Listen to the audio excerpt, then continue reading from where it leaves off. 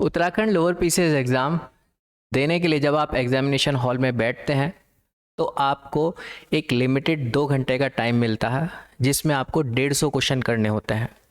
तो आप अपना टाइम किस तरीके से मैनेज करें, क्या पोर्शन पहले करें, क्या बाद में करें, क्या छोड़े, क्या, वो हम थोड़ा सा डिस्कशन करते हैं। जब आप लोअर पीसीएस एग्ज़ाम को देखते हैं तो इसको बेसिकली 150 आपको क्वेश्चंस करने होते हैं जिनको करने के लिए 120 मिनट्स आपको गिवन है, और इन 120 मिनट्स को आप 110 मिनट मानेंगे बिकॉज इस बीच में 10 मिनट हम ऐसे भी मान लेते हैं कि आपके जो एग्जामिनर है आपकी कॉपी पर सिग्नेचर भी कर रहे हैं या आपको पानी भी पीने की ज़रूरत पड़ेगी। ये छोटी छोटी चीज़ों को हम लोग मान लेते हैं 10 मिनट। हम इस 10 मिनट के गैप को और कम कर सकते हैं। कुछ ऐसी भी गलतियां होती हैं जो एग्ज़ाम के अंदर बैठ करके आप जाने अनजाने में कर जाते हैं। जैसे जब आप एग्ज़ामिनेशन हॉल में बैठते हैं तो आप अक्सर एक टाइप का पेन लेकर के जाते हैं, ब्लैक बॉल पेन या फिर ब्लू बॉल पेन। अब बॉल पेन के अंदर भी एक पतली निब का पेन आता है, एक मोटी निब का पेन आता है। जो मोटी निब का पेन है उससे जब आप सर्किल फिल करते हैं तो वो जल्दी फिल हो जाता है बाय द कंपैरिजन ऑफ जो पतली निब का पेन होता है। तो आप जब भी एग्जामिनेशन हॉल में जाएंगे तो आपके पास जो ब्लैक पॉइंट पेन होता है, जो ब्लैक पॉइंट पेन होता है उसमें जो जिसकी निब बड़ी होती है वो आप अपने पास ज़रूर रखेंगे। एटलीस्ट 2 पेन आपके पास होने चाहिए। और आपका जो पतली पिन वाला पेन है उससे आप ओएमआर शीट के अंदर अपनी डिटेल से शेयर करते हैं, और पतले मोटे वाले पेन से आप ओएमआर शीट के अंदर सर्किल फिल करेंगे तो आपका टाइम कम बचेगा। ये बात ज़रूर ध्यान रखिएगा, जब भी आप ओएमआर शीट को पर अपनी डिटेल शेयर करें तो जेल पेन का यूज़ आप ना करें। उससे आपकी जो कि कॉपी जो है वो कोई इंडिविजुअल पर्सन तो चेक नहीं करता है, सॉफ्टवेयर ही करता है, और उसमें गड़बड़ी होने के चांस भी बन जाते हैं। कई बार इंक फैल जाती है तो किसी चीज़ का गोला किसी चीज़ में नज़र आ जाए तो आपकी छोटी सी मिस्टेक आपकी पूरी एग्जामिनेशन की प्रिपरेशन को बर्बाद भी कर सकती है। तो जेल पेन का यूज़ वहाँ पर आप प्लीज़ मत कीजिएगा, बॉल पेन का ही यूज़ करेंगे। सेकंड चीज़, आप अपना एडमिट कार्ड तो लेकर के जाओगे ही, बिकॉज एडमिट कार्ड का बगैर तो एंट्री होती ही नहीं। लेकिन एडमिट कार्ड के साथ साथ कई बारी क्या होता है, एडमिट कार्ड जेब से निकल गया या कुछ हो गया तो आप हमेशा अपनी जेब में एक आप अपना फ़ोटो ज़रूर लेकर के जाएंगे। पासपोर्ट साइज़ फ़ोटो ज़रूर आप अपनी जेब में डाल करके जाएंगे, आप अपने बैग के किट में या कुछ भी हो। क्यों? क्योंकि एग्जामिनेशन हॉल में वहाँ एंट्री करने से पहले इफ़ अगर आपका एडमिट कार्ड खो गया तो वहाँ व्यवस्था होती है कि आपका एक अस्थायी एडमिट कार्ड रिलीज़ कर दिया जाए जिसमें आपका फ़ोटो लगता है। ठीक है, वो फ़ोटो मैंडेटरी होता है, तो आप ये फ़ोटो अपनी जेब में ज़रूर ले करके ज़रूर जाइएगा। ठीक है, प्लस आपकी सीट के आसपास कुछ पड़ा ना हो वो ज़रूर आप देख लें। जो आपका क्वेश्चन पेपर है उसमें आप अपना रोल नंबर ज़रूर लिख दें, क्योंकि कई बार एग्जामिनर आते हैं तो वहाँ आपने नहीं लिखा तो वो चलती टाइम ड्यूरेशन में आपको एक डिस्टर्बेंस का काम हो जाता है, वो वहाँ पर आप पहले से ही वर्क करके रख लें। तो ये डिस्टर्बेंस वाली जो चीज़ें हैं ये पहले से ही आप शॉर्ट आउट करके अपने इस टाइम को थोड़ा सा रिड्यूस कर सकते हैं। ठीक है, पानी के लिए अपने साथ बॉटल लेकर के जा सकते हैं इफ़ एग्ज़ाम में अलाउ है, तो नहीं अलाउ तो फिर वहाँ पर पानी की व्यवस्था आपके पास आएगी। वैसे आप इस स्टैंडर्ड के एग्ज़ाम में बैठते हैं तो पानी की व्यवस्था आपके पास पहुँचती है। अब हम मेन बात करते हैं, ये जो 150 क्वेश्चंस हैं, इन 150 क्वेश्चन को अगर ठीक से देखा जाए तो 2 पार्ट में डिवाइड किया गया है। एक तो क्वेश्चन है जो आपका थियोरेटिकल बेस है और एक क्वेश्चन है जो आपका प्रैक्टिकल बेस है। जो थियोरेटिकल बेस है वो 100 क्वेश्चन आपको मिलते हैं और प्रैक्टिकल बेस आपको 50 क्वेश्चन मिलते हैं।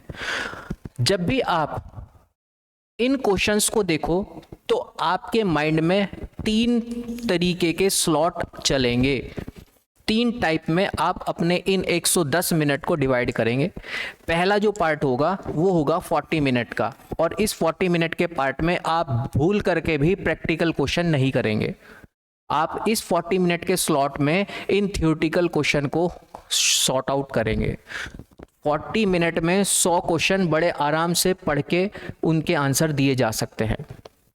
अब जब आप इस 40 मिनट की साइकिल में इस 100 क्वेश्चन पर वर्क करेंगे तो आपके सामने कई सारी चीज़ें बनेंगी। या तो आपको उसका आंसर पता है यस, या उसका आंसर नहीं पता है नो, या फिर आप उसमें थोड़ा सा कंफ्यूजन हो, आपको कंफ्यूजन है। और जब भी उसमें कंफ्यूजन आएगा तो या तो ऑप्शन 2 ऑप्शन है, उनमें से आपको पता है यार इन 2 में से तो एक आंसर, सॉरी 2 में से तो ये 2 तो ऑप्शन है ही नहीं, लेकिन हाँ इन 2 में से एक आंसर हो सकता है। तो उस क्वेश्चन के ऊपर एक स्पेसिफिक इंडिकेशन लगा लीजिए। सपोज आपने स्टार लगा दिया और आपने अपने माइंड में फिक्स कर दिया कि मैंने जिस क्वेश्चन पर स्टार लगाया है उसका मतलब ये है कि इसमें 2 ऑप्शन पे मैं बिल्कुल श्योर हूं कि ये तो इसका आंसर है ही नहीं, बट 2 ऑप्शन में से एक आंसर हो सकता है। और कुछ ऐसे भी ऑप्शन होंगे जो आपको श्योर होगा कि इन 4 में से एक ऑप्शन तो इसका आंसर है ही नहीं, लेकिन हाँ इन 3 में से हमारा आंसर हो सकता है। उस पर आपने कोई भी इंडिकेशन लगा दिया, सपोज हैश लगा दिया, और एक क्वेश्चन तो आपको पता ही नहीं जिसके 4 ऑप्शन का पता ही नहीं। तो आप फर्स्ट पार्ट में करते हुए इस तरीके से अपने पेपर को फिल्टर कर देंगे, और जब आप सेकंड पार्ट में पहुंचेंगे प्रैक्टिकल वाले तो यहां आपको 50 मिनट मिलेंगी। मतलब 50 क्वेश्चन करने के लिए आपको 50 ही मिनट है, बिकॉज ये प्रैक्टिकल क्वेश्चन है। इसमें 1 मिनट औसतन आपके पास समय लग जाता है प्रैक्टिकल बेस पे।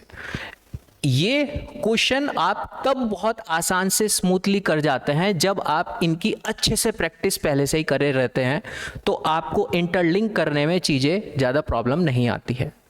और फिर इसका जो लास्ट पार्ट है वो 20 मिनट का है, और ये 20 से 25 मिनट तक बन जाता है, बिकॉज जब आप वहाँ से अपना उस टाइम को रिड्यूस कर देते हैं। और इसमें आप सिर्फ और सिर्फ जो आपके थियोरेटिकल क्वेश्चन है वो ही करेंगे। प्रैक्टिकल क्वेश्चन करने का प्रयास आप बिल्कुल मत कीजिएगा, बिकॉज टाइम प्रेशर के साथ आप प्रैक्टिकल क्वेश्चन करेंगे तो उसमें गड़बड़ होने के चांस बहुत ज़्यादा बन जाते हैं। आप इस टाइम स्लॉट के अंदर कोशिश ये कीजिएगा कि जिन पर 2 ऑप्शन में से एक आंसर था उस पर अगर आप प्रयास करें तो वो आपका आंसर सही है। इफ आपने इन सब चीज़ों को करने के बाद अगर आपको ऐसा लगता है कि मैं 70 से 80% तक क्वेश्चन अटेम्प्ट कर चुका हूं और इनकी एक्यूरेसी भी मेरे हिसाब से सही है, क्योंकि आप फर्स्ट फेज में जाएंगे तो उसकी एक्यूरेसी के अकॉर्डिंग ही आप चलेंगे, कि इतने अगर क्वेश्चन मेरे पास हैं तो आप इसके ऊपर वर्क नहीं करेंगे। इफ अगर आप 60 से 70% के बीच में क्वेश्चंस अटेम्प्ट करने की लाइन में हैं तो आप तब ही इसके ऊपर मूव करेंगे, नहीं तो आप नहीं करेंगे, क्योंकि ये सबसे ज़्यादा रिस्की बन जाता है। यहाँ रिस्क कम है, बट इस रिस्क में आप मोस्टली आपका पॉजिटिव पार्ट ज़्यादा रहता है। यहाँ पर आपके क्वेश्चन के मतलब मार्क्स गेनिंग करने का पार्ट ज़्यादा बन जाता है। इस प्रैक्टिकल वाले पार्ट पर आपका कोई रिस्क बनता ही नहीं। आता है तो पता है, नहीं आता है तो नहीं आंसर आएगा। यहाँ पर तो 100% श्योर निकल के आता है। लेकिन एक बात तो श्योर है, इस पूरे टाइम मैनेजमेंट के ग्राफ में आपको सबसे इम्पॉर्टेंट पार्ट ये 50 मार्क्स का है। यहाँ अगर आपने अच्छे से मेहनत अच्छे से इस पर वर्क किया, यहाँ आप 45+ नंबर ले आए, तो यहाँ पर आपको इतना ज़्यादा मेहनत करने की ज़रूरत नहीं पड़ेगी। फर्स्ट फेस वाला जो पार्ट है ना, ये जो फर्स्ट फेस वाला पार्ट है, इससे ही आप अपनी मेरिट को क्वालिफाई कर जाएंगे। तो आपको अगर ये एग्ज़ाम निकालना है लोअर पीसीएस का प्री एग्ज़ाम, तो उसमें हिटिंग पार्ट आपका यहाँ अब से स्टार्ट इस पर काम कर दीजिएगा। प्लस ये जो थियोरेटिकल पार्ट है आपके सब्जेक्ट के साथ ये तो चलता ही है, ठीक है। तो ये एक टाइम मैनेजमेंट का एक सिस्टम आप लोगों के लिए होना चाहिए।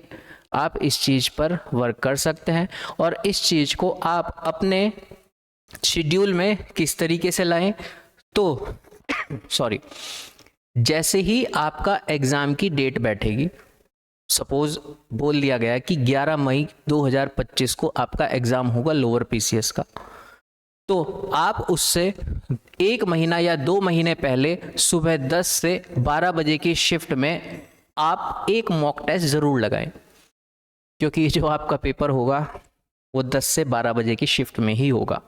एक ही पेपर होगा आपका लोअर पीसीएस का। जो इस टाइम टेबल पर वर्क कर सकते हैं वो कंटिन्यू 2 महीने से या 1.5 महीने से 1 महीने से इस टाइम टेबल पर डेली 10 से 12 एक प्रैक्टिस सेट ज़रूर लगाए, बिकॉज आपका माइंड उसके लिए एक हैबिचुअल हो जाएगा। वहाँ पर एक आपको अलग से परिस्थितियाँ नज़र नहीं आएगी, आपका माइंड पिछले 1 से 1.5 महीने या 2 महीने से उसी टाइम ड्यूरेशन के ग्राफ में वर्क कर रहा है। तो अचानक एक दरम से वो ढल जाएगा उस टाइम टेबल के ग्राफ में। इफ़ अगर आप वर्किंग है तो भी आप एक दिन में एक प्रैक्टिस सेट ज़रूर लगाएं, और उस प्रैक्टिस सेट का भले ही टाइम कुछ भी हो, बट उसमें आप फॉर्मेटिंग कुछ इस तरीके से करेंगे तो आपको बहुत हेल्पफुल होगा। आप अगर अपने माइंड को इस तरीके से ट्रेंड कर देंगे तो आपका बहुत कम टाइम एग्ज़ाम के अंदर अनयूजुअल चीज़ों में जाएगा। ठीक है, मुझको आपको ये एक छोटी सी इन्फॉर्मेशन देनी थी। कमेंट बॉक्स में ये कुछ कमेंट आए थे तो कंपाइल करके मुझको ये पता चला, आप इनके ऊपर काम कर सकते हैं। और lower PCS and upper PCS का बैच ऑलरेडी चल रहा है ऑनलाइन हमारी एप्लीकेशन पर। एप्लीकेशन का जो लिंक है वो डिस्क्रिप्शन बॉक्स में आप लोगों को दिया गया है, आप वहाँ पर जा कर के चेक कर सकते हैं। ये जो कोर्स चल रहे हैं ये प्री एंड मेंस दोनों कलेक्टिवली साथ में ही लेकर के चले जा रहे हैं, अलग अलग इसमें नहीं है। ठीक है, मुझको ये जानकारी देनी थी। फिर मिलते हैं आपसे, बहुत बहुत धन्यवाद आपका।